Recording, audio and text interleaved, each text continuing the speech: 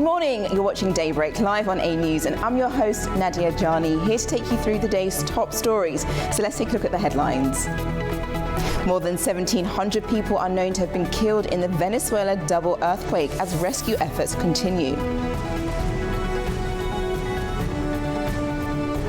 US and Iran to hold peace talks in Doha today, but Tehran says nothing planned but to release frozen assets. And Zelenskyy condemns Russian strikes in Ukraine that killed at least 10 people and wounded 34 others.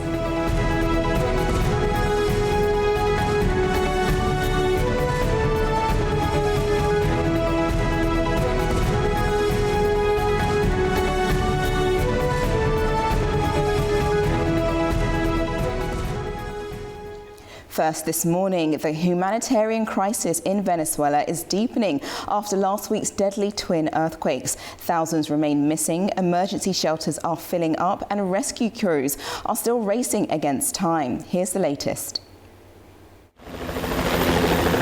The search for survivors is continuing across northern Venezuela, 5 days after powerful twin earthquakes devastated the country.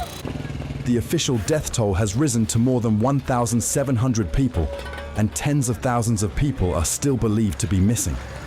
Rescue teams from 30 countries have joined the operation. Emergency crews continue to search collapsed buildings in La Guaira, Miranda, and Caracas. We continue our efforts to rescue survivors, which fills us with emotion and hope for their families and for our people, who are witnessing the tireless work of Venezuela's rescue teams and the international brigades.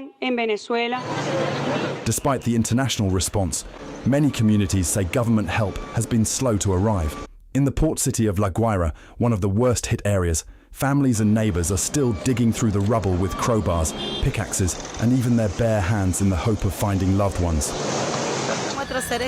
Now our loved ones are there, and we don't know if they're alive, if they're dead, or if they're eating, if they fainted. We don't know anything, and that's painful for us. I'm at peace because I have my children, but I cry every day. I haven't slept in 3 days. We're tired, holding on, heartbroken. We're exhausted by all of this, completely worn out. Tell me who's going to take our place, our family members who are still there. Because yes, there was hope until last night. We pulled people out alive last night. We're desperate because there are surely still people in there. The two earthquakes, measuring 7.2 and 7.5, struck just 39 seconds apart last Wednesday, causing widespread destruction and bringing down nearly 800 buildings. Hundreds of displaced people are now living in temporary shelters. In Carabaleda, a golf course has been turned into a camp where families are sleeping in makeshift tents with limited facilities, as authorities work to provide emergency housing for those who have lost everything. Now let's take a look at the stories shaping the day across the globe, and we stick with our first top story, which is also on the BBC website, and it's talking about aftershock frays nerves as many Venezuelans left to fend for themselves. And as you just saw in that report, many individuals are very much in distress over what's just taken place and having to find loved ones amongst all that rubble. Now we do know that many areas of Venezuela have been left devastated by last week's twin earthquakes and have yet to receive significant government help, leaving residents to have to carry out much of the rescue efforts themselves. Now, in the port of La Guaira, one of the hardest hit cities, people have been using what they're calling using crowbars, mallets and pickaxes to try to dig out loved ones and neighbours, and tens of thousands of people are still believed to be missing. Now, we do know that early on Monday there was an aftershock that was measured at a magnitude of 4.6, so a lot less than the 7.5 earthquake, but it still sent a tremor, and obviously a lot of individuals still scared and frightened by the first earthquake that hit. But although this particular aftershock did not cause any damage, however, more than 1,700 are reported to be missing, to have been killed, in what is being called the most brutal natural catastrophe in Venezuela's history. Now, this particular, staying on the BBC, we have a video now of a mother who was rescued with her newborn baby, tells the BBC exactly how the baby helped her to survive. So if we just play the video, you can see the actual shocking footage of the rescue attempt as the baby and the mother is brought out there. Now, the mother was pulled out from the rubble of her wrecked home in Venezuela with an 18-day-old baby and has told media outlet BBC of how her son actually helped to keep her alive. There you can see them now both in hospital getting the medical attention that they need. Now, her name is Diana Patino and her son's name, Juan David, gave her motivation to be awake and stay alert throughout the whole process.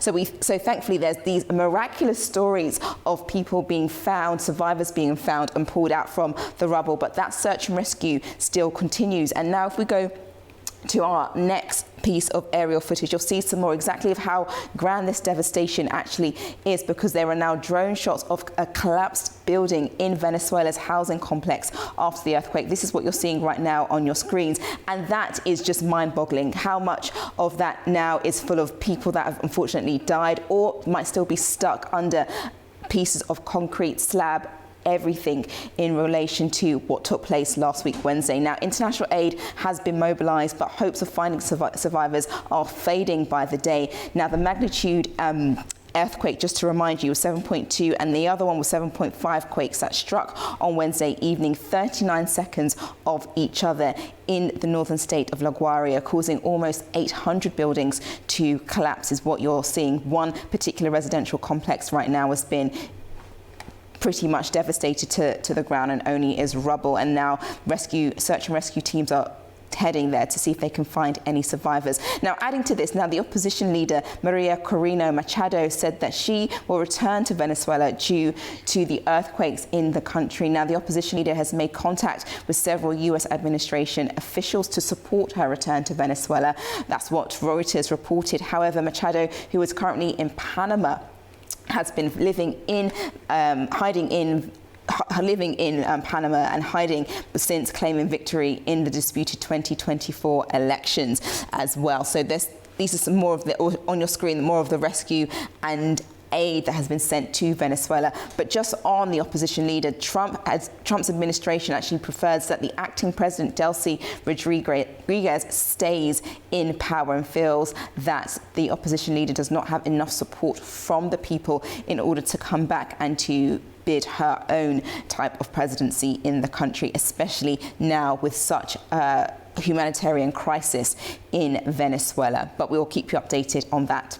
Okay, now let's move over to our next story this morning, and that is on the New York Times website and CNN. So the CNN is saying takeaways from the Supreme Court's decisions expanding Trump's firing power but preserving Fed for now. So we now know that the Supreme Court handed President Donald Trump a significant win on Monday by allowing him to remove the leaders of once independent federal agencies at will, toppling a 1935 president in the process that could record the way the government functions. And this is the biggest takeaways from that. Now, if we go to the New York Times, there's a bit of a video that kind of also sums up exactly what took place on Monday evening. Now, one of those things was sweeping presidential authority over independent regulators, meaning that Trump will have the power to hire whoever he wants when it comes to over independent regulators. The second point was the Supreme Court allowing late arriving mail-in ballots in defeat for Trump. This is not what Trump wanted. He did not want late arriving mail-in ballots, but they've now approved that. So that's something that Trump has not won on that. Another thing that came out of the Supreme Court ruling was Trump's final appeal of a woman called E. Jean Carroll on a sex abuse case was rejected. Now the court declined to review the $5 million civil judgment against Trump that was the result of a 2023 jury finding that Trump had defamed Carroll, a former magazine writer who accused Trump of sexually assaulting her in a department store dressing room in the 90s. So that's something that he also lost out to. And Supreme Court will now block Trump's attempt to fire Federal Reserve Governor Lisa Cook. This is a long dispute that he's had with her, and Trump attempted to fire her based on allegations that she'd committed mortgage fraud, which is something she is denied to doing, that she's denied any wrongdoing and calls all charges manufactured. Now, the court's decision will give Trump and all future presidents broad power to remove and replace regulators from dozens of key agencies with whom they disagree with. So it's quite interesting and quite important that these rulings have been made. Okay, and let's move over to our next story this morning, and that's on the Deutsche Welle website. So we'll just go to that and what's taking place in Germany, because at least 6 killed in shooting in Stad. Now, this happened on the course of Monday afternoon, and now we have more information about what took place and what's kind of happened. So 4 women and 2 men have been killed in a shooting at a youth welfare facility in northern Germany. 2 people, including the suspected shooter, were arrested. Now, the incident took place in Stad, a city close to the port city of Hamburg, on Monday afternoon. Police say that the victims were employees of the shelter there and were all shot inside the building. 5 died at the scene and the 6 died in hospital. Reuters reported a German police official as saying that the alleged shooter was a 45-year-old male who was a German citizen with Turkish roots. Now, he's now been in custody. They're saying it had been a custody dispute over his 3-month-old daughter. Is saying that that's what could the intention behind the shooting, which took place there, unfortunately causing the death of 6 individuals in that place. Now, we do have some more information on this story later on in the programme, so still please stay tuned for that.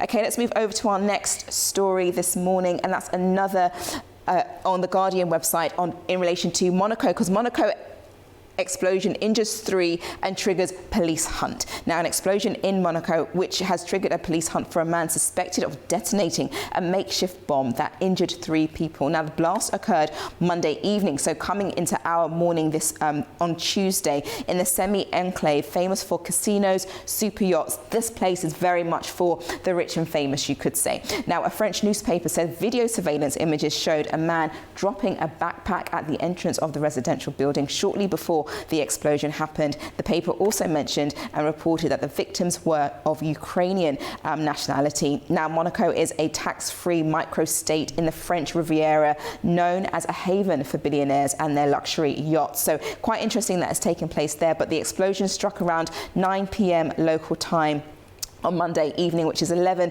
p.m. our time, Baku time, on Monday night in the residential area on a street along the border with France. Now, a couple in their 50s or 60s were injured in the blast with life-threatening conditions, while a 13-year-old who is very likely related to the couple is what's been reported suffered less injuries. But we will provide you with more information as it comes through, as we're just picking up the latest information, the latest lines in relation to this blast in Monaco. Okay, and the final story headline this morning, if we go to the New York Times, The Athletic, and it's in relation to the World Cup, because there's a very surprising result. Germany versus Paraguay. The game only finished a couple of hours ago. It was a draw, and then it went to penalties, and Paraguay was able to get in and beat Germany off. So Germany are now going home. So the 4-time winners, Germany, have been knocked out of the 2026 World Cup, losing to Paraguay in a penalty shootout after it finished on a draw. Then it went to extra time. Paraguay will now either play champions France or Sweden this week, and then Paraguay also shocked a number of German fans who are very, very upset. We have footage, and we can see that later on. Even the pictures coming up on the screen, you can see jubilant Paraguay, and then you can see a very disappointed German team. But the reason for this came up to extra time, and they were able to go to a penalty shootout and shoot. And that's it. It was as simple as that. Many people will argue that, it wasn't part of the game, but it's all to play for when it comes to the knockout section. Now, Paraguay has shocked Germany, bouncing the 4-time world champions out of the World Cup on penalty kicks. And it's actually the first time the Germans have ever lost in the World Cup on penalties. And just an interesting fact to add, that Germany won the World Cup in 1954, 1974 and 1990, and in 2014, but have now failed in 3 successive tournaments since their most recent success. And I'm sure this will be another blow to Germany and German fans and German football fans. But hey, that is how the cookie crumbles, and the tournament is definitely offering a number of surprises. We will have more results towards the end of the programme, so please make sure you stick around for that. But that is your morning press roundup for now. Now we're going to head to a short break, and when I return, I'll discuss the rest of the global stories.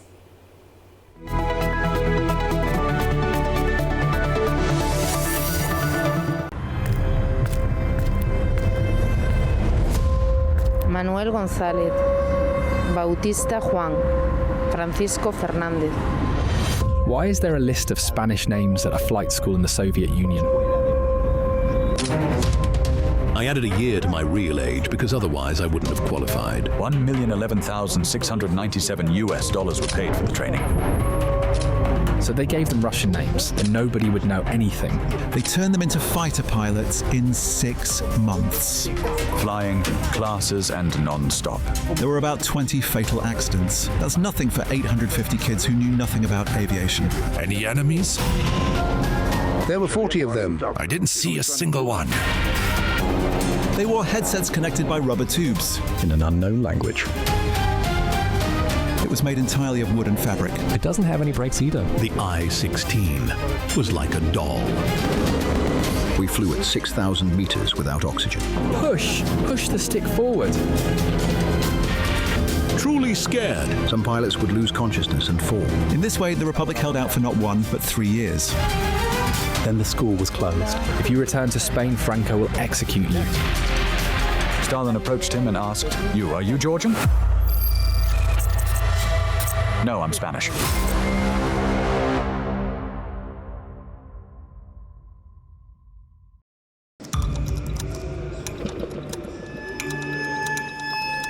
Inside Politics delves deeply into the heart of global issues shaping our world today.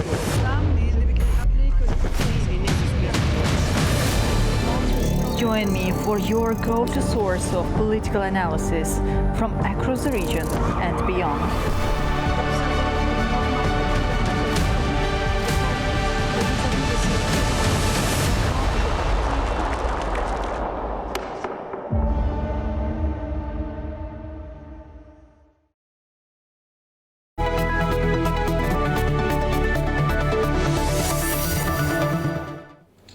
Welcome back. You're watching Daybreak. Now let's take a look at the global stories this morning. And we head over to the Middle East, where conflicting messages have emerged over planned US-Iran diplomacy in Qatar.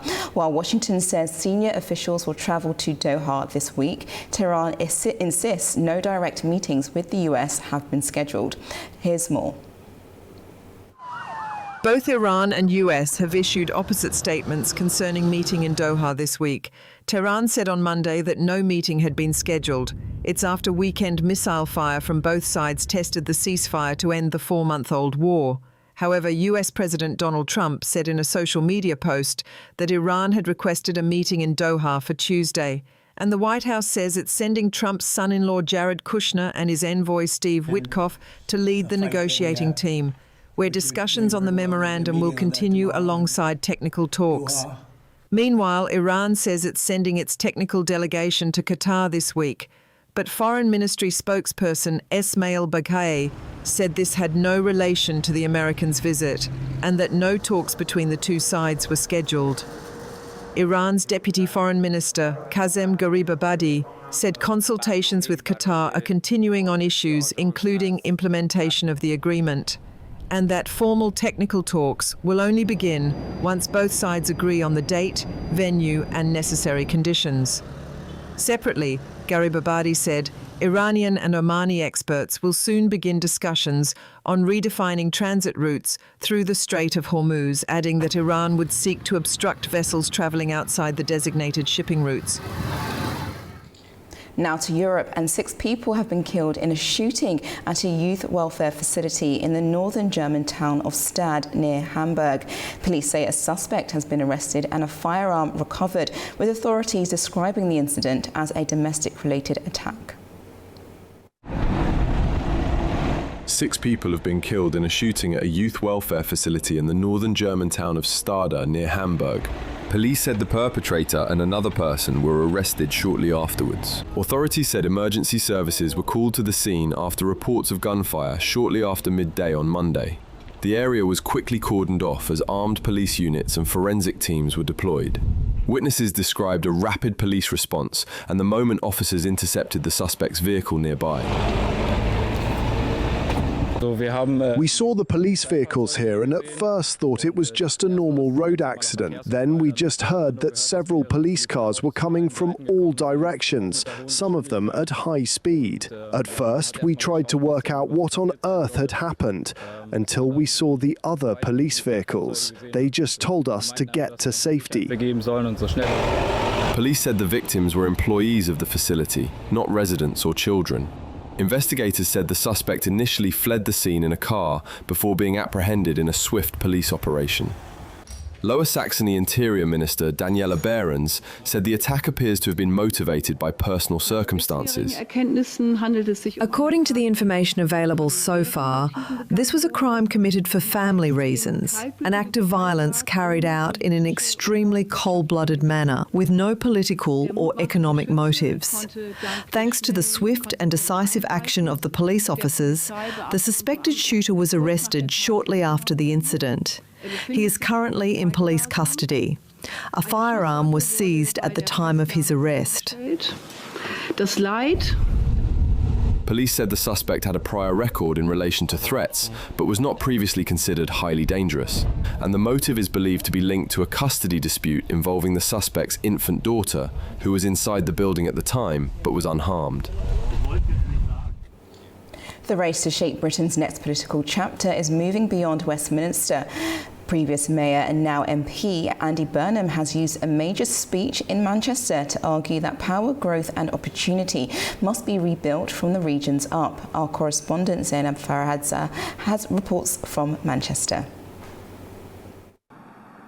UK lawmaker Andy Burnham set out a new vision for Britain in his first major speech since launching his Labour leadership campaign, calling for power to be devolved away from Westminster and for living standards to be raised. Speaking in Manchester, Burnham said Britain needs a circuit breaker after years of political instability and stagnant living standards, arguing that Westminster hasn't been working for people for a very long time. He said Britain is one of the most over-centralised countries in the world, with Westminster and Whitehall in need of radical change. The centrepiece of his plan is the creation of a No 10 No's, a prime ministerial office based in Manchester, which is said will become the no centre of a revived Britain, redistributing power and resources across the UK.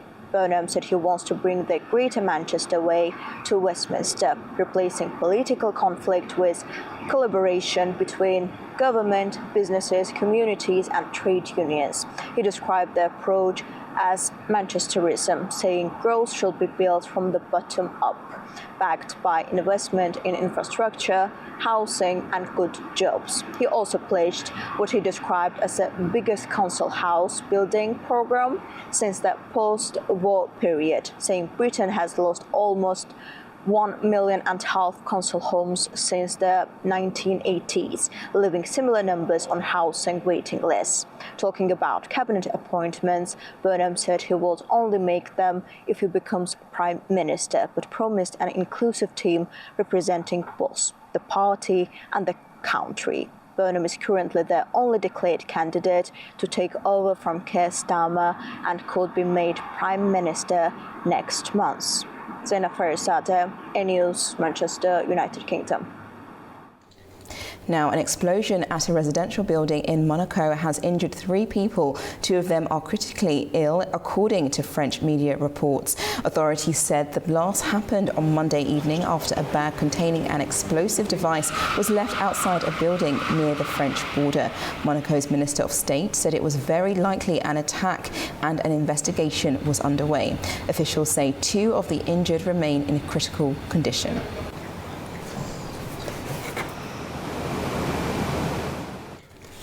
Staying in France, which may now be feeling a lot cooler after days of extreme heat, but the temperature is still rising politically. The government is now under pressure over its handling of the heat wave and its readiness for the next one. Our correspondent Ross Cullen reports. Well, the heat wave that's been battering a lot of Europe has now passed through France. It's noticeably much cooler, it's noticeably much more comfortable, but the political heat is continuing to be applied by the opposition on the government. Multiple opposition parties accusing the government of Prime Minister Sébastien Lecornu of inaction, of incompetence, of failing to prepare properly for the impacts of the heat wave. There are also growing calls across multiple sectors of society for an accelerated introduction of air conditioning, especially in care homes and in schools. Last week, hundreds of thousands of pupils had to sit their exams outside, with more time being allowed for each exam so children could take regular hydration breaks. Also, 1,000 excess deaths because of the heat wave, an additional 1,000 fatalities that would not have occurred had France not been hit with unseasonably high temperatures. Across the elderly demographic, but also young people, especially being caught up in the spate of drownings here in France. And we do know that there is another heat wave on the way, scheduled to arrive in the middle of July, and so the Prime Minister Sébastien Lecornu will come under pressure now to ensure that there is a proper plan in place to deal with the next wave of heat here in France. Ross Cullen, A News, Paris. Now to Eastern Europe, and Russian President Vladimir Putin has acknowledged fuel shortages in parts of Russia, linking the disruption to Ukrainian strikes on energy infrastructure. Speaking to senior officials and oil industry executives, Putin said motorists and businesses were experiencing difficulties, including queues at petrol stations and limited availability of certain fuel grades. He also noted that supply issues were affecting agriculture. In an interview with the Russian state television, Putin said Ukrainian attacks were obviously creating problems. However, he added that the situation was not critical.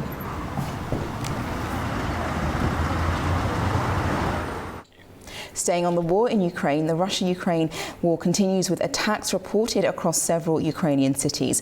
Ukrainian President Volodymyr Zelenskyy says Moscow has repeatedly failed to achieve its battlefield goals, while Russia says it will continue its military campaign. Ukraine's President Volodymyr Zelenskyy says Russia has repeatedly failed to meet its military objectives in eastern Ukraine, as Russian strikes killed at least 10 people across several regions on Monday. In his nightly address, Zelenskyy said the Kremlin had set 15 deadlines since the start of the full-scale invasion to capture Ukraine's Donetsk region, but had postponed each of them. This year, they have again postponed the date. First it was March 31st, then September 1st, and now the latest deadline is December 31st. If Russia does not end its war, it will have to postpone that deadline once again. Russia has not publicly responded to Zelenskyy's remarks. President Vladimir Putin said over the weekend that Russian forces would continue their offensive and seek full control of the 4 Ukrainian regions that Moscow claims to have annexed. The Kremlin has also reiterated that its conditions for ending the war remain unchanged. Meanwhile, Ukrainian authorities reported a series of Russian attacks across the country. In Dnipro, regional officials said a missile strike on a private business killed at least 5 people and injured 28 others. In Zaporizhia, officials said a Russian drone struck a passenger minibus, killing 3 people and injuring 6 others, including a child. In Kharkiv, local authorities said a guided bomb attack killed a 23-year-old woman and injured 12 others. Russia has not commented on the reported attacks. Both Moscow and Kyiv deny deliberately targeting civilians, although civilians have been killed throughout the conflict. Now over to the US, and its House of Representatives has passed a bill aimed at improving online safety for children. The measure won support from both Democrats and Republicans in a vote of 267 to 117. It would require online platforms to give young users and parents tools to limit addictive features. Companies would also have to take steps to protect children from risks such as sexual exploitation. The vote comes as lawmakers face growing pressure to address the impact of social media on young people. Without objection, the motion to consider. Peru's election authority has completed its final vote tally, putting Keiko Fujimori on course to become the next country's president. She secured 50.135% of the vote to Roberto Sanchez's 49.865. The former First Lady welcomed the outcome, saying she would await the official declaration with humility and responsibility. Sanchez has rejected the result, alleging electoral fraud without providing any evidence. months. He says he will file a legal appeal before Peru's National Electoral Jury officially proclaims the winner on the 3rd of July. Over to West Africa, and Senegalese police fired tear gas on Monday to disperse protesters outside Parliament during a debate on constitutional reforms. The proposed changes, backed by the ruling PASTEF party, would expand parliamentary oversight powers and prevent a sitting president from leading a political party. Opposition groups say the reforms would weaken the presidency and should be decided by a referendum, not Parliament. Demonstrators chained themselves outside the building and called on the president to reject the amendments. The Democratic Republic of Congo has reported more than 1,300 confirmed Ebola cases, including 377 deaths. The government has now banned public gatherings in 4 provinces, including the capital, Kinshasa, as it battles the outbreak. The restrictions come ahead of a planned protest on the 8th of July against constitutional reform, with opposition figures calling the move politically motivated.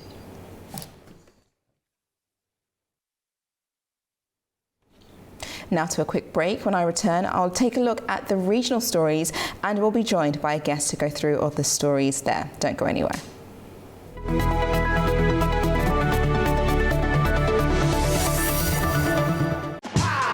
Welcome to Cuisine A.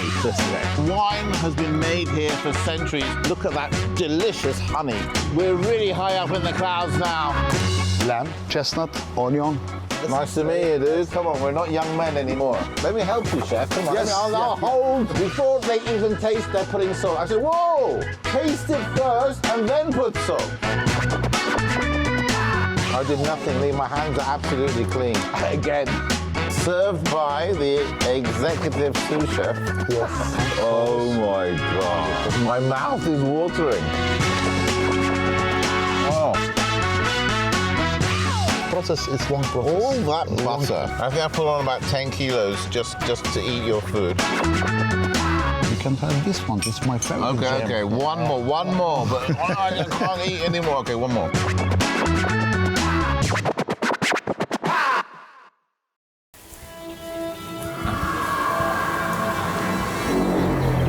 More than 20,000 partisan fighters have been hidden. We found only 3,000. My grandmother had 3 brothers. In the graveyard, the body of just one of them. Their struggle was very unequal and against a state that had defeated such a force as Nazi Germany.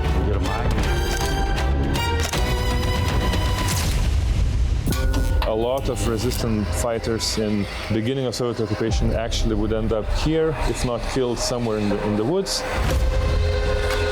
She was arrested at her home. Her 7-year-old daughter ran to her and screamed, "Mom, please take me with you." This report having the names of the individuals who were placed in the list of deportations. I was born in Kengia, in a labor camp. My mother was a partisan liaison. The first years were extremely difficult, of course. Poverty, hunger. The temperature sometimes dropped to minus 50 degrees. The train stations, like the one behind me, once said goodbyes to thousands of people carried from across the Baltic states toward Siberia.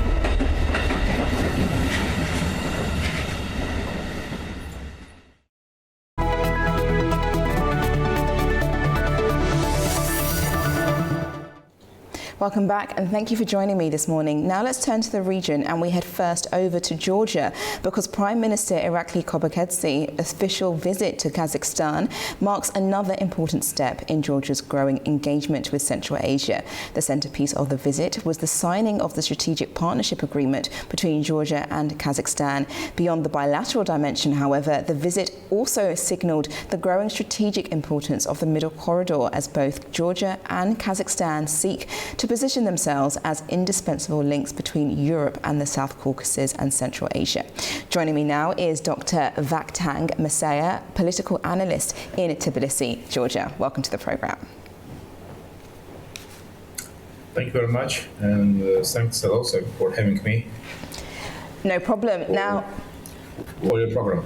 Yes. Thank you. My first question in this is, how important is it for Georgia to strengthen its engagement with Central Asia at a time when its relations with the EU are experiencing a period of political strain and relationships with its neighbours are becoming increasingly important?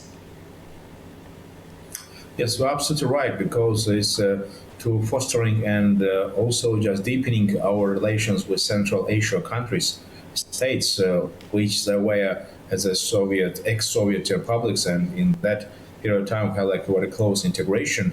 And this also means that we also just rejoin this integration once again, because just about new dimensions, Caucasus, Caspian, just about dimensions also still just working as properly. And of course, Georgia-Kazakhstan relations, bilateral relations, were important and very detrimental. And of course, the signing this agreement on strategic partnership also just underscore the strategic importance of bilateral relations, and of course, first of all, of increasing geoeconomic security at regional level. And this is also just one indication that the Middle Corridor will be just promoting and will be just about growing fastly in its development case. And of course, Georgia and Kazakhstan also had very close relations, because Kazakhstan was one of these leaders who just recognized Georgian independence in 1992. And of course, and since that period of time, Kazakhstan was a key financial investor. And of course, Kazakh investments also just helped and promote Georgian democratic and economic reforms at national level. That's why the importance of the transit corridor availabilities, which possibly just connected Caspian Sea with Black Sea, could be most important and most vitally. And by the way, we also mentioned that bilateral relations, in order just to boost up relations and promotions in tourism development, in providing business intercommunications, and of course also just increase direct foreign investments portfolio in Georgia with Kazakh just about share, will also just promote stability to the South Caucasus region. Right, thank you. And just to add there, Georgia was not represented at a recent EU connectivity meeting in Brussels on the 23rd of June, whereas Kazakhstan and Kyrgyzstan did take part. Should any significance be attached to Georgia's absence in that? Well, I'd like to mention that Georgia has not uneasy just relations. Current Georgian leadership has uneasy relations with the European Union. But despite all these matters, we also hold bilateral relations between European Union and Georgia. It's also held about, as I know, 10 days ago.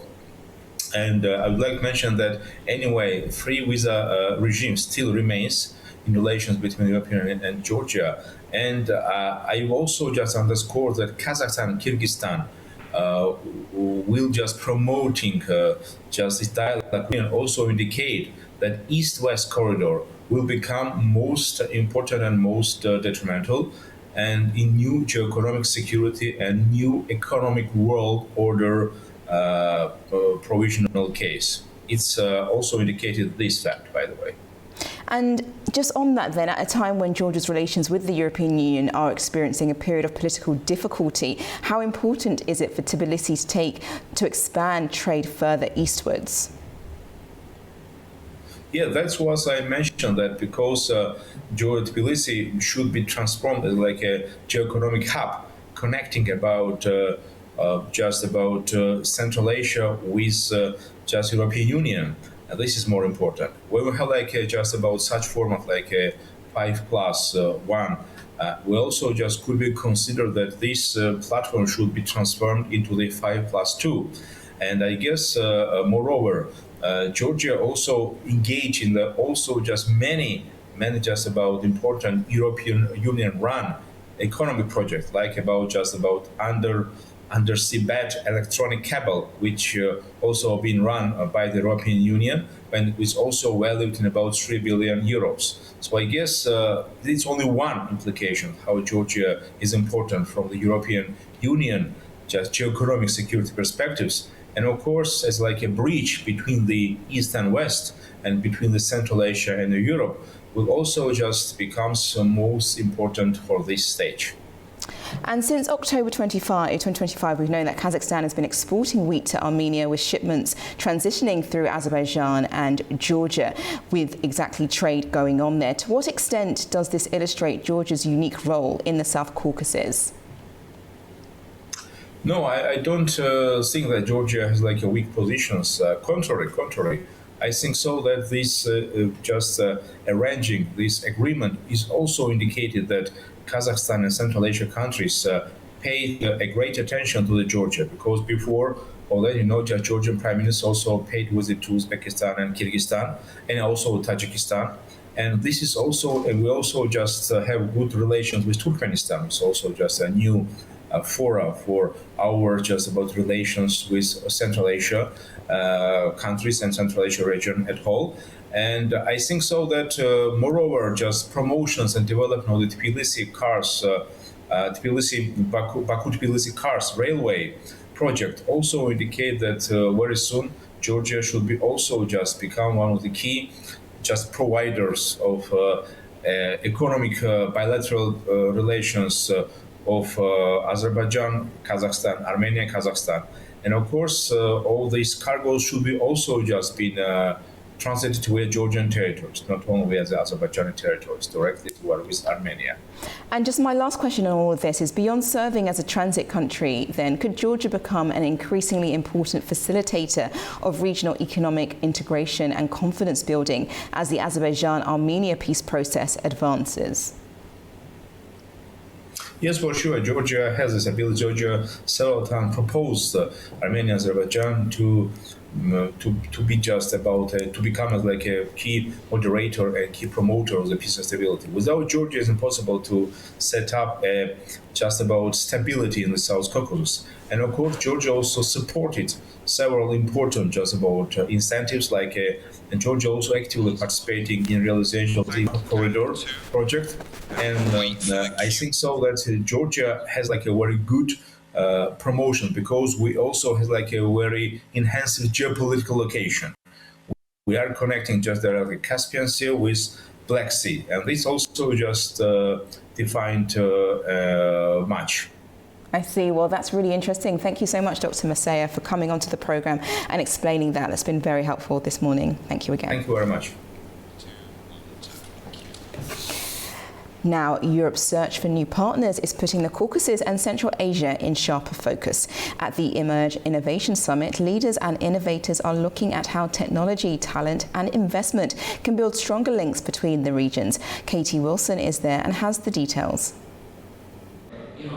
Guten Tag aus Berlin. We are here at the Emerge Innovation Summit now. The first panel session is going on right behind me now, so we do have to be a bit quiet. This is the third leg of a tour of summits that have spanned across Istanbul, Tashkent, and of course this is the European leg. So the emphasis here is on Europe and about building bridges between European markets and the emerging markets in Azerbaijan, in the Caucasus and in Central Asia. Now the panel behind me is discussing the opportunities that we have currently for this region to emerge as a partner with Europe. Previously, Europe's biggest partner in the region was Russia, but of course following the invasion of Ukraine, Russia has closed off. So there is big opportunities here for Caucasus, Central Asian countries to build partnerships with Europe, and that is the focus of this summit. Today we've been hearing about leadership, and we've also been hearing about why Berlin is a fitting host city for this, as it's so often and historically been at the intersection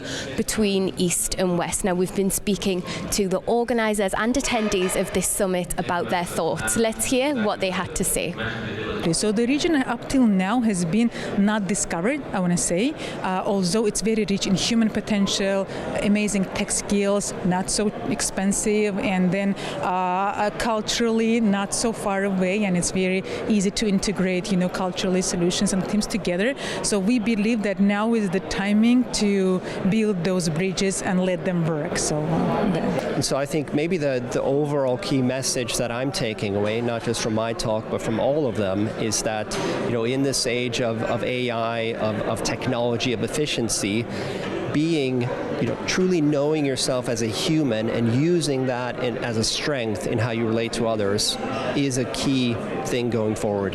This is Katie Wilson, Ilke Metiev and Nazrin Gazimova reporting for A News from Berlin in Germany.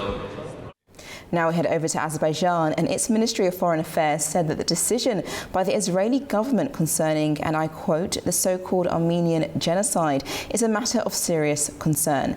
Baku stressed it was unacceptable to misrepresent the events of 1915 and turn a historical issue into a political decision. The statement added that such steps do not contribute to reconciliation or mutual understanding, but instead deepen existing divisions and undermine efforts to achieve lasting peace in the region. Azerbaijan called on the Israeli government to reconsider its decision. Heading back to Kazakhstan, and its proposed 6-month ban on wheat imports is open for public discussion until Wednesday as the government moves to support local producers. The draft order would restrict shipments by road, water and rail while allowing transit through Kazakhstan to continue. Some rail imports would still be permitted for selected farms, processors and licensed elevators, but the grain cannot be resold. Kazakhstan is also considering possible limits on beef exports. Russia is currently the only country exporting wheat to Kazakhstan.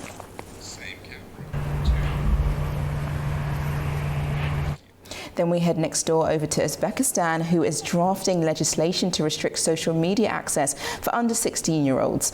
The education officials argue that while absolute mobile phone bans remain unrealistic, tighter regulatory frameworks are essential to foster safe digital habits.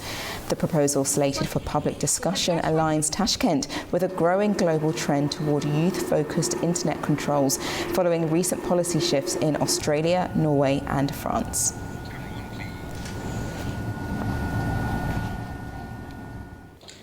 Staying in Uzbekistan, trade relations between it and the US have received another boost after both sides agreed on a package of measures aimed at expanding market access and strengthening investment cooperation.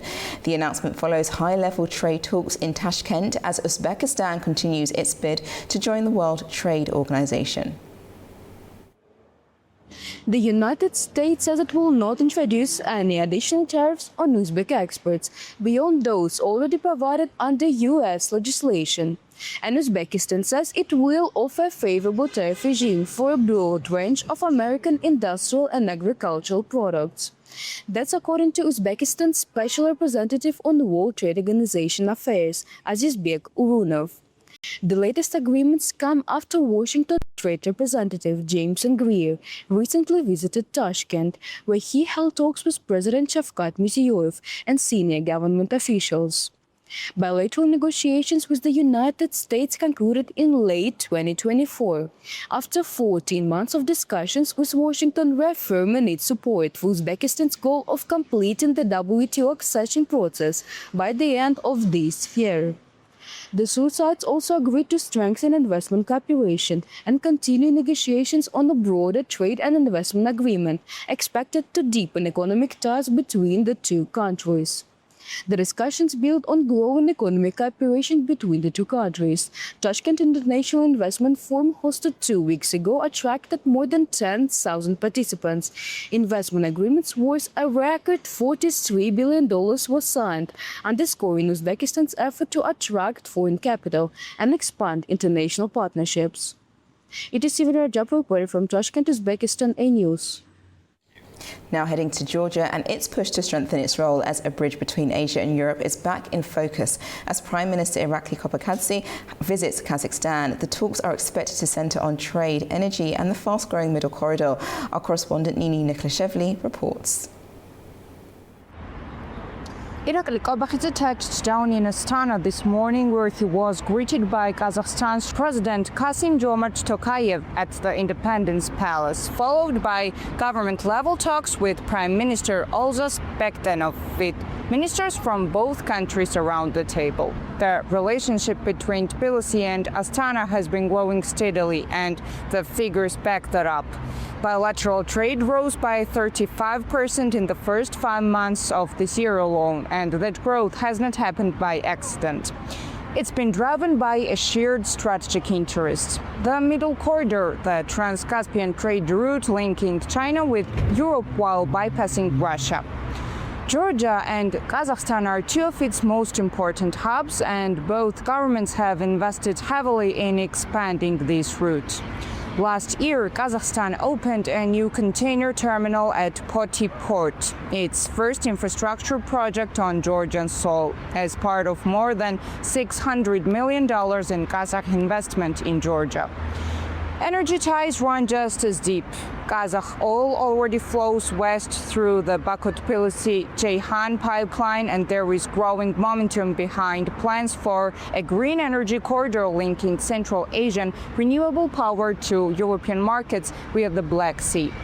If realized, it would further strengthen Georgia's role as a key transit hub. What makes today's visit particularly significant is the size and seniority of the delegation Kobakhidze has brought with him. Ministers responsible for foreign affairs, the economy, agriculture, and the environment are all taking part, effectively turning the visit into a working session between the two governments. That is not routine diplomacy. It reflects how central this partnership has become for Georgia at a time when Tbilisi is actively diversifying its economic relationships and looking east as well as west. Nini Nikolashvili, Tbilisi, A News. Now, Afghanistan has condemned Pakistani airstrikes that it says hit several eastern provinces overnight, with officials reporting civilian casualties and renewed tensions between the two neighbours. Now, let's go to the latest from Kabul with A News' Tamim Bahis, who sent in this report. Afghanistan condemns the recent strikes by Pakistan after officials say several areas in the eastern provinces of Paktia and Kunar were hit late on Sunday night, killing civilians. According to Hamdullah Fitrat, the deputy spokesman of Afghanistan's government, at least 38 people were killed and 163 others injured so far. He says the casualties include women and children. Pakistan, however, says its operation was aimed at militant hideouts along the Afghanistan-Pakistan border. Pakistani officials confirm its security forces carried out a ground operation followed by airstrikes targeting Tehrik-e-Taliban Pakistan or TTP positions. Large quantities of weapons and ammunition were destroyed, according to Pakistan's Information Minister Ataullah Tarar on social media on Monday. Islamabad says 29 militants were killed and describes the action as a response to recent attacks inside Pakistan, including an assault on a paramilitary rangers facility in Karachi. Pakistan repeatedly says militants use Afghan soil to launch attacks across the border, accusing Kabul of harboring militants. An allegation Kabul denies, saying the militancy is Pakistan's internal problem. Tensions between the two neighbors remain high, with fears of further escalation along the frontier. Tamim Bahis in Kabul, A News. It's now time for a break. When I return, I will be joined back with a guest and also go through the key stories this morning and what's making the front pages. Don't go anywhere.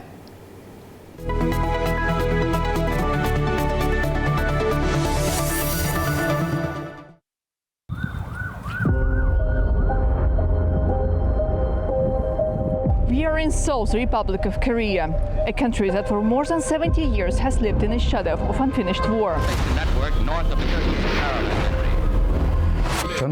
I was 18 years old when the Korean War broke out.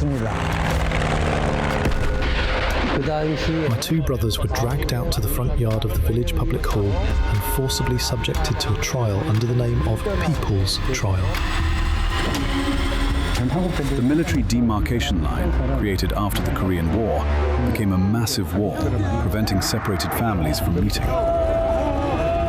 Less than a kilometer away lies North Korea. 지금 우리 무장력은 그 어떤 위기에도 대응할 철저한 준비가 되어 있으며 Подписанный сегодня договор предусматривает в том числе оказание взаимной помощи в случае агрессии против одного из участников. Russian-Ukraine war now is connected with North Korean participation in Russian army. The complete denuclearization of the Korean Peninsula is the only outcome that we will find acceptable. If the U.S. persists in such hostile policy towards the DPRK, there will never be denuclearization of the Korean Peninsula.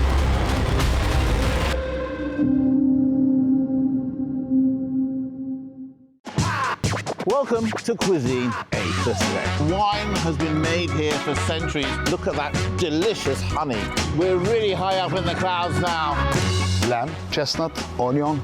Nice to meet you, dude. Come on, we're not young men anymore. Let me help you, chef. Come on. Yes, I'll hold. Before they even taste, they're putting salt. I said, whoa! Taste it first and then put salt. I did nothing, Lee. My hands are absolutely clean. Again. Served by the executive sous chef. Yes. Oh my God. My mouth is watering. Oh. Process is one process. All that butter. I think I put on about 10 kilos just to eat your food. You can try this one. This is my favorite. Okay. One more. But I can't eat anymore. Okay, one more.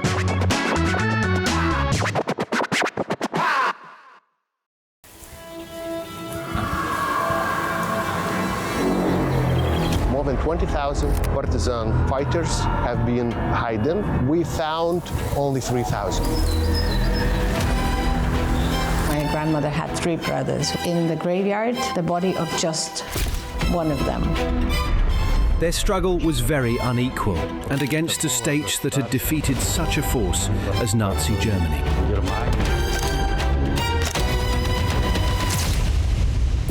A lot of resistant fighters in the beginning of Soviet occupation actually would end up here, if not killed somewhere in the woods.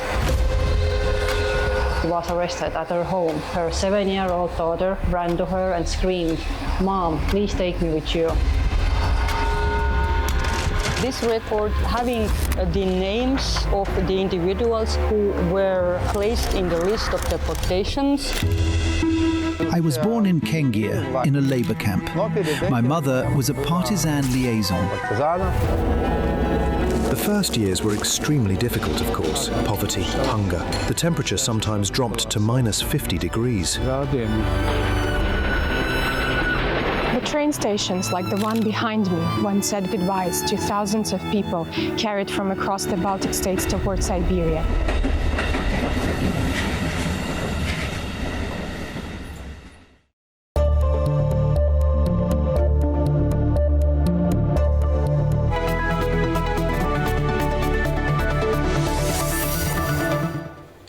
Hello, you're watching Daybreak on A News, and if you're just joining me, I'm your host Nadia Jani, here to take you through the day's top stories. Here are the headlines.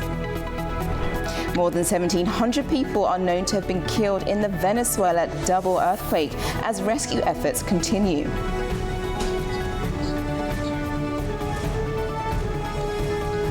US and Iran to hold peace talks in Doha, but Tehran says nothing planned but to release frozen assets. And Zelenskyy condemns Russian strikes in Ukraine that killed at least 10 people and wounded 34 others.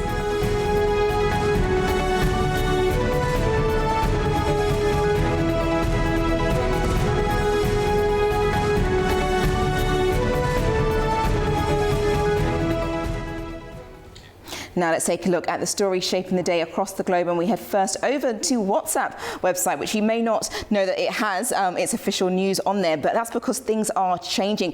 WhatsApp is set to let people chat without having to reveal their number. So it says on here, keep your phone number private with usernames, which is their big thing that they're pushing for right now. So people will be able to have conversations and not be able to reveal their phone number if they don't want to by exchanging unique usernames instead. Now it will be rolled out globally to the platform's 3 billion account holders over the next few months, is what the platform has said. Now from Monday, users will start being able to reserve a name through the app, although it will not be compulsory. It's completely up to the user whether or not they want to use a username, but people would be able to remove or change their usernames at any time. Once it is fully activated, WhatsApp users users will be able to connect after exchanging usernames only. There will still be options to block or report unwanted messages from people that you may want or may not want further contact with. Names will also be limited to 35 characters, and there will be few restrictions as well, adding to that, where some high-profile officials and celebrities whose names will not be made available to anyone else, like a president or the Pope, for example. And this video here of the boxer, UK boxer, and Joshua, gosh, I forgot his name for a moment, Anthony Joshua, is actually now advertising exactly how this works. Now, you're not going to be able to hear it, but you can see he's at the barbershop getting his hair done and trying to figure out what username he's going to put in there, with loads of comments as to what he could actually do, with loads of people giving him some advice. But just to add, it's unlikely that WhatsApp will be overrun with users calling themselves Donald Trump, for example, because they're going to make sure that certain names are prohibited, especially when it comes to key individuals in society. Now, the Meta-owned firm described usernames as a privacy feature. Alex Newton-Rex, WhatsApp's head of product, said that she had heard from users that they didn't always want to share their phone numbers and in order to be in contact with others, particularly in group chats. So she said she had hoped that this new feature would give users control as to how they choose to show up on the app and further afield, as you can see there. So just something that WhatsApp is doing, where, as I mentioned, 3 billion users. We know that WhatsApp is beyond the US. A number of countries use it, a number of users. So it'll be interesting whether or not this will also change and people will be using more of their usernames rather than their numbers in order to make sure their privacy is set and continues on there. So you can go onto the WhatsApp website to find out exactly how you change or how you input your username, hopefully, and you can save your name for future chats with people that you know and may not know initially. Okay, now let's move over to our next website this morning, and that's on Deutschwelle.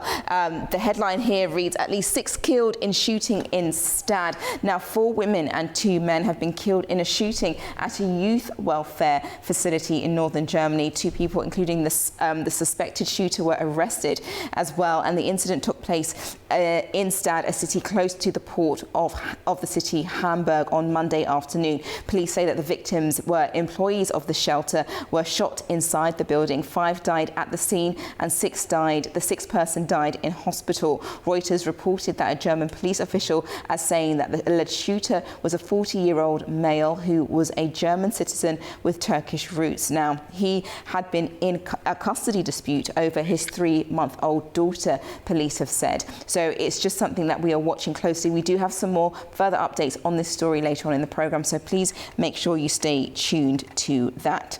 Now let's move on to the next headline this morning, and that's on the BBC website, and that's in relation to Venezuela, because the aftershock frays nerves as many Venezuelans left to fend for themselves. Well, what we now know is that many areas of Venezuela devastated by last week's twin earthquakes haven't received any significant government help, leaving residents to carry out much of the rescue efforts. And on top of that, in the port of La Guaira, one of the hardest hit cities, people have been using crowbars, mallets and pickaxes to try to dig out loved ones and neighbours. Tens of thousands of people are still believed to be missing, and early on Monday there was an aftershock which measured at a magnitude of 4.6, although there were no further damages reported there. We do know that the current figure of those fatalities because of the earthquake is now reached just to at least 1,700 people being killed, and in what is being described as the most brutal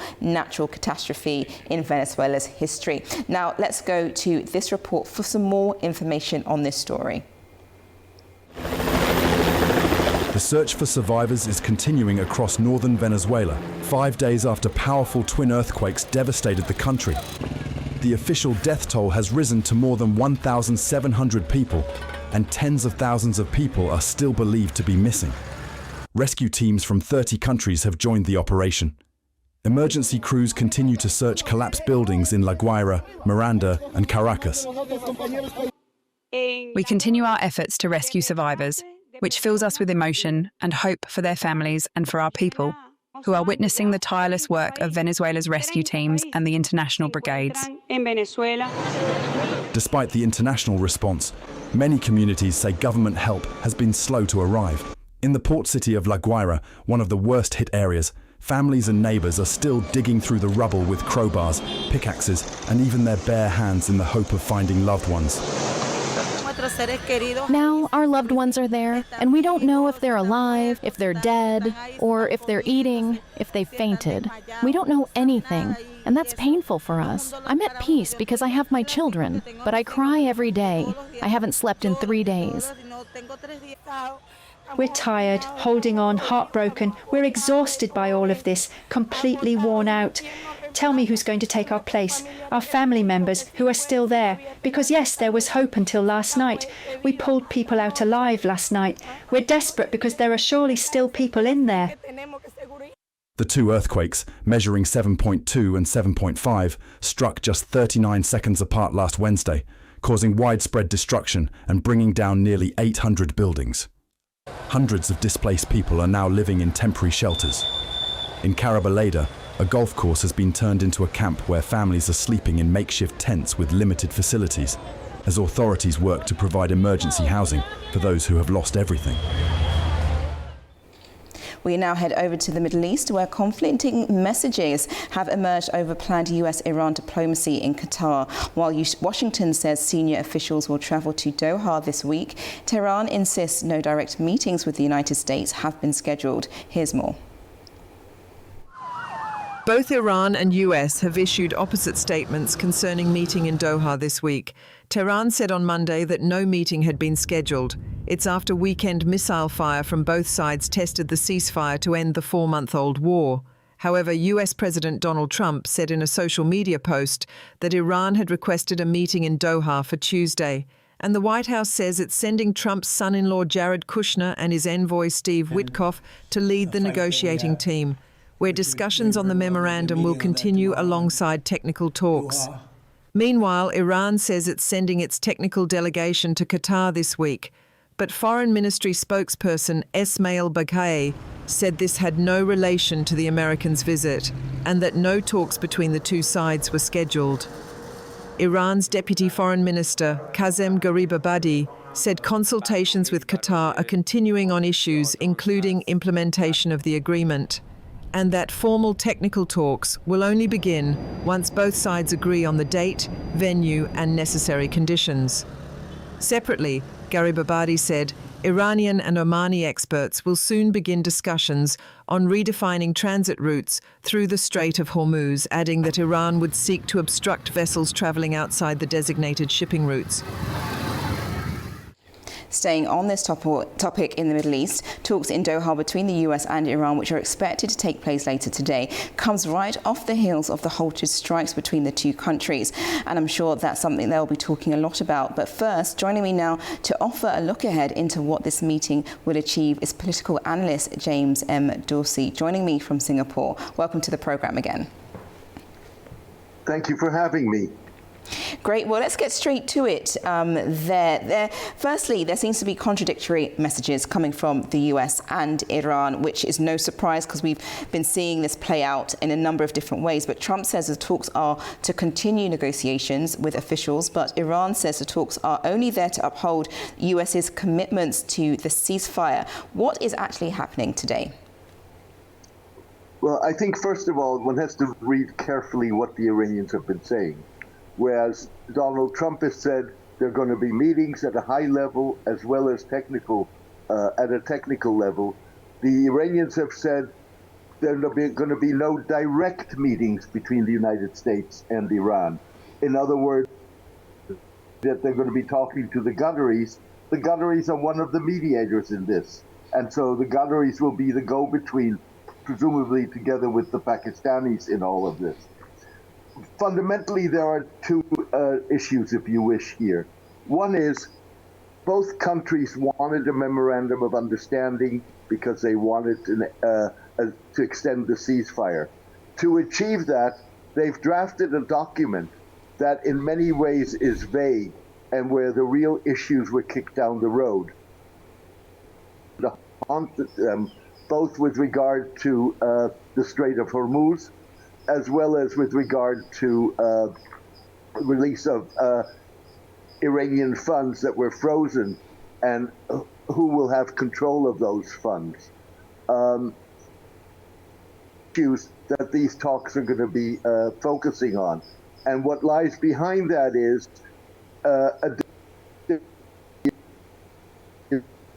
of what should be discussed first and what follows, as far as the nuclear issue comes last. Mr. Darcy, can you hear me? Sorry, your line seems to be coming in and out. Can you hear me okay? Sorry, I can only hear you in pieces. Let's make sure that... Brilliant. Okay, sorry, I cut you off there, but I got the gist of exactly what you were saying, that Iran are talking, they're not sending, it's not going to be direct talks, as you mentioned, and it's the memorandum of understanding in all of this, and, you know, kicking the can down the road is very much what the US has been playing at. But because we know that this is coming off of the back of strikes that was done over the weekend, do you think negotiations are now taking a backwards step instead of going forward in these talks and for both parties coming to the same page in all of this? Because I know Iran has been accusing the US of not holding up its end of the bargain. What is going on in relation to that? Neither Iran nor the United States wants a return to an all-out war. On the other hand, they're not willing to avoid that at any cost. So what we're seeing is essentially Iran using the language of the memorandum to the Strait to you saw over the weekend through the Strait of Hormuz without having coordinated their passage with the Iranian authorities, and the Americans retaliating against that. That gap of who controls the Strait of Hormuz is really a battle about what the future of the geopolitics and the balance of power in the Gulf will be once the war ends, because that control of the Strait of Hormuz gives Iran incredible leverage in its relationships with the Gulf states. Oh, definitely, Mr. Dorsey, on that. We're going to have to cut, unfortunately, this interview quite short just because the connection, we seem not to be having a very strong line. But what you've just said is so pertinent to what's going on. So thank you again for joining me this morning. My pleasure. I'm sorry for the line. Right, we now head over to what's taken place in Germany, because 6 people have been killed in a shooting at a youth welfare facility in the northern German town of Stad near Hamburg. Police say a suspect has been arrested and a firearm recovered, with authorities describing the incident as a domestic-related attack. Here's more. 6 people have been killed in a shooting at a youth welfare facility in the northern German town of Stade near Hamburg. Police said the perpetrator and another person were arrested shortly afterwards. Authorities said emergency services were called to the scene after reports of gunfire shortly after midday on Monday. The area was quickly cordoned off as armed police units and forensic teams were deployed. Witnesses described a rapid police response and the moment officers intercepted the suspect's vehicle nearby. We saw the police vehicles here and at first thought it was just a normal road accident. Then we just heard that several police cars were coming from all directions, some of them at high speed. At first, we tried to work out what on earth had happened until we saw the other police vehicles. They just told us to get to safety. Police said the victims were employees of the facility, not residents or children. Investigators said the suspect initially fled the scene in a car before being apprehended in a swift police operation. Lower Saxony Interior Minister Daniela Behrens said the attack appears to have been motivated by personal circumstances. According to the information available so far, this was a crime committed for family reasons, an act of violence carried out in an extremely cold-blooded manner with no political or economic motives. Thanks to the swift and decisive action of the police officers, the suspected shooter was arrested shortly after the incident. He is currently in police custody. A firearm was seized at the time of his arrest. Police said the suspect had a prior record in relation to threats, but was not previously considered highly dangerous. And the motive is believed to be linked to a custody dispute involving the suspect's infant daughter, who was inside the building at the time, but was unharmed. Now over to Eastern Europe, where the Russian-Ukraine war continues with attacks reported across several Ukrainian cities. Ukrainian President Volodymyr Zelenskyy says Moscow has repeatedly failed to achieve its battlefield goals, while Russia says it will continue its military campaign.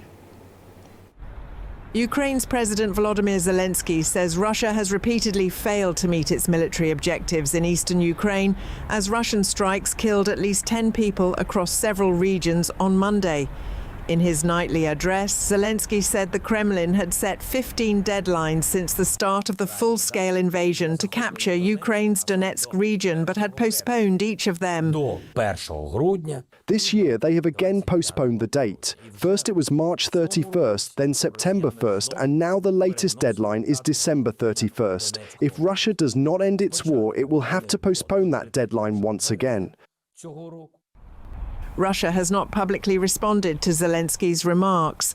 President Vladimir Putin said over the weekend that Russian forces would continue their offensive and seek full control of the 4 Ukrainian regions that Moscow claims to have annexed. The Kremlin has also reiterated that its conditions for ending the war remain unchanged. Meanwhile, Ukrainian authorities reported a series of Russian attacks across the country. In Dnipro, regional officials said a missile strike on a private business killed at least 5 people and injured 28 others. In Zaporizhia, officials said a Russian drone struck a passenger minibus, killing 3 people and injuring 6 others, including a child. In Kharkiv, local authorities said a guided bomb attack killed a 23-year-old woman and injured 12 others.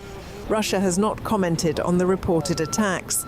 Both Moscow and Kyiv deny deliberately targeting civilians, although civilians have been killed throughout the conflict. An explosion at a residential building in Monaco has injured 3 people. 2 of them are critically in a disastrous position, according to French media reports. Authorities said the blast happened on Monday evening after a bag containing an explosive device was left outside a building near the French border.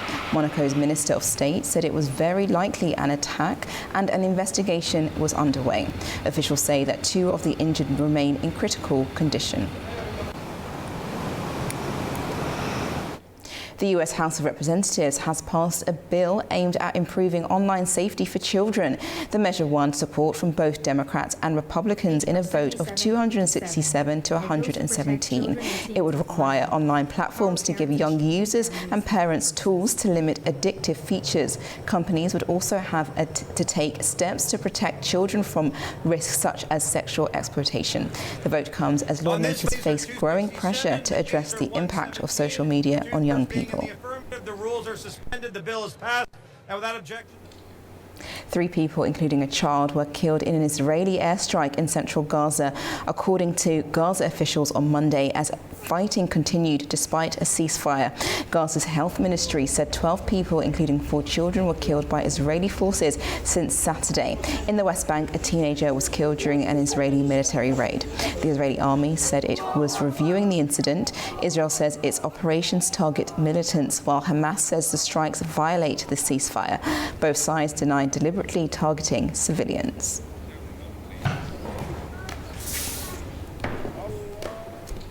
European and Chinese officials have concluded a new round of economic discussions in Brussels, setting out the framework for continued engagement ahead of their next meeting in Beijing.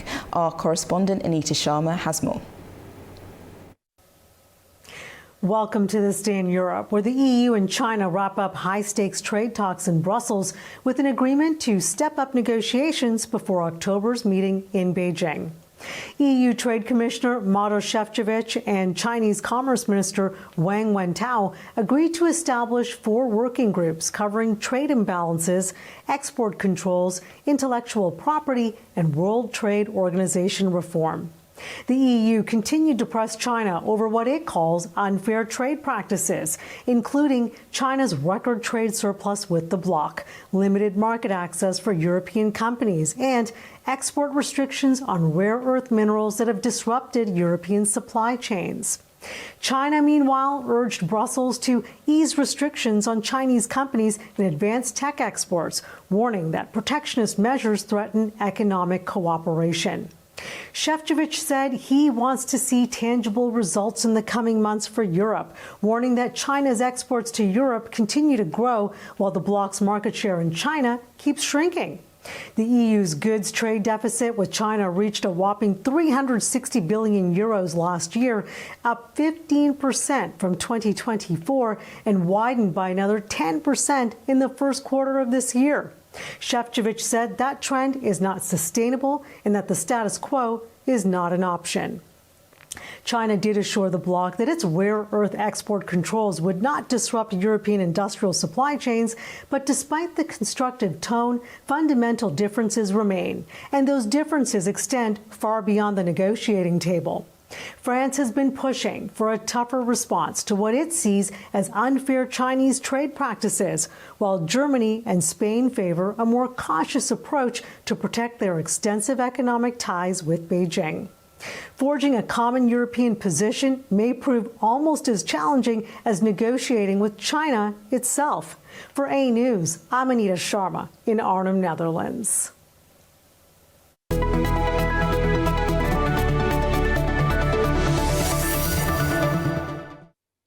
Just by the change in the background, I know you know what time it is. It is the 2026 FIFA World Cup, which has reached the knockout stage because the expanded 48-team format has produced a wide range of stories. And in a first, Germany was beaten by Paraguay in a penalty shootout. Now, here's a look at the latest tournament developments and key storylines before we reveal the results. Here we are on the screen. Brazil has won 2-1 over Japan. There we are. You can see it. Germany draws with Paraguay, but lost on penalty shootouts to Paraguay, so they are heading in, and Paraguay are heading into the 16 and Germany are heading home, unfortunately for them.